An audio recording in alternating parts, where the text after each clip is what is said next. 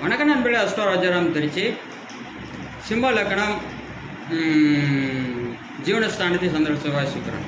போகஸ்தானாதிபதியான சந்திரன் வளர்பிறை சந்திரனை சுகபாக்கியாதிபதிய செவ்வாயுடன் 3 சுக்கிரன் சேர்ந்து ஜீவனஸ்தானத்தில் ஜீவனாதிபதி இருப்பது ஜீவனம் பொருளாதாரம் சிறப்பாக இருக்கும். புகழ், வெற்றி, கீர்த்தி, சொந்த தொழில் மூலம் வளர்ச்சி, காதல் திருமணமான ஜாதகருக்கு நடைபெறும். ஏன்னா செவ்வாயும் சுக்கிரன் சேர்ந்து காதல் திருமணம் தான் வலுத்து சுக்கிரனோடு சேருவதால் கண்டிப்பாக வீடு, நிலம், வண்டி, வாகனம், சொத்து, சுகம், பாக்கியம், அதிர்ஷ்டம், தாய் வழி சொத்தானது கிடைக்கும்.